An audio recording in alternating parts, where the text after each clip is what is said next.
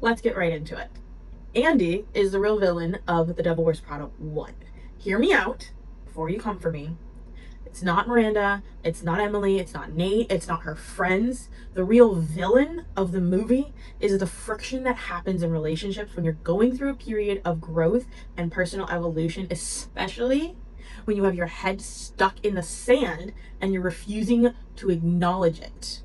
Now, with The Devil Wears Prada 2 coming out, it's already been released.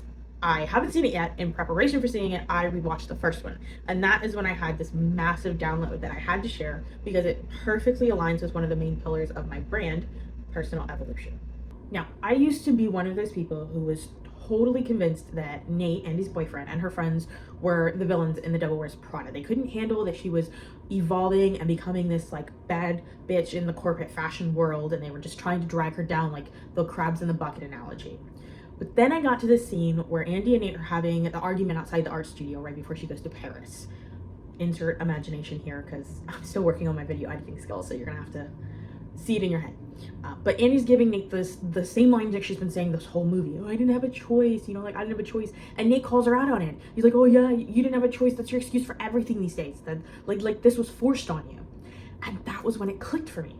The real problem in The Devil Wears Prada, the conflict, isn't that Andy is growing and her friends have a problem with it.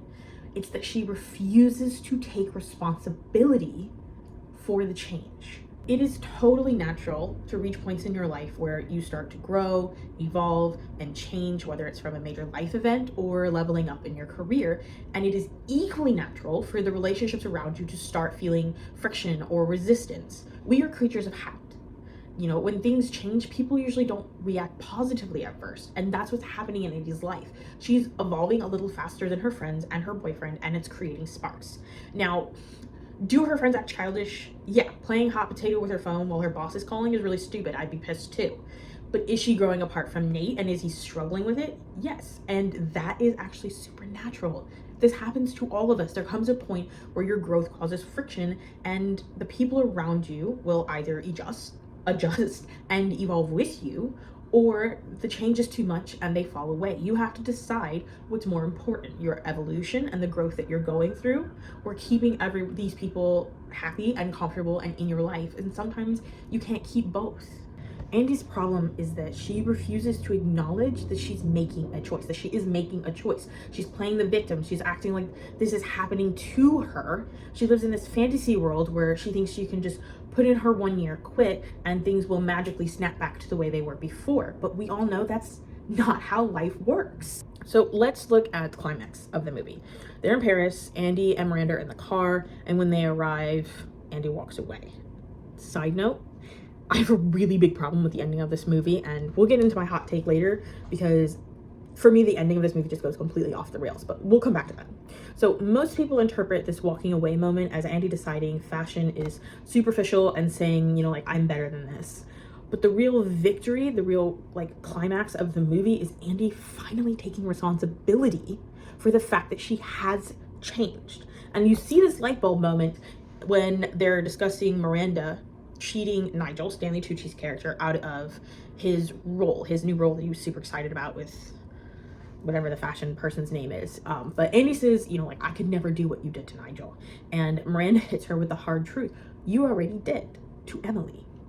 And Andy tries her go-to excuse, I didn't have a choice, and Miranda shuts that shit down. She's like, you chose to get ahead. And that is when it clicks. When Andy can't keep her head in the sand anymore, she takes back her power, stops acting like her life is out of her control, and deliberately makes a choice. When you're evolving, you inevitably reach a crossroads. First, you need to acknowledge that the change is happening. You're either going to continue playing the victim and letting life happen to you, or you're going to take ownership, reclaim your power, and deliberately ask yourself, do I want this? Is this good for me, or do I need to walk away? And remember, not making a choice is still a choice. You either choose to step into it or you choose to walk away. Andy could have chosen to walk away earlier, but she chose to stay in that situation.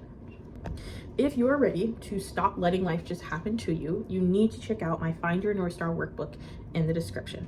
I walk you through my DREAM, DREAM framework that I've developed for navigating this potentially dark space of feeling like things are changing and out of your control. We specifically focus on the A, accept responsibility, taking that power back over your life and being deliberate about the direction that you're going in. Because a dreamer sees the vision, but a journeyer becomes the vision. Click the link below in the description and let's figure this shit out together. Oh, and before I let you go, the hot take. I have a massive problem with the end of this movie. I think it's ridiculous that she gets a glowing recommendation from Miranda after the shit that she pulled. Her interview literally says that Miranda emails back saying that she was the biggest disappointment that she ever had, but that they'd be stupid not to hire her. Make it make sense. Okay, in the beginning, Emily tells Andy that an assistant sliced her hand open with a letter opener and now can't work anywhere except for TV Guide. Andy abandons her boss in a foreign country in the middle of the biggest trip of the year, and somehow Miranda respects her for it? If you decide that life's not for you, fine. Leave when you get back to New York. I mean, at this point, they were only a couple of days away from coming back, so just wait. Anyways, let me know if you agree in the comments.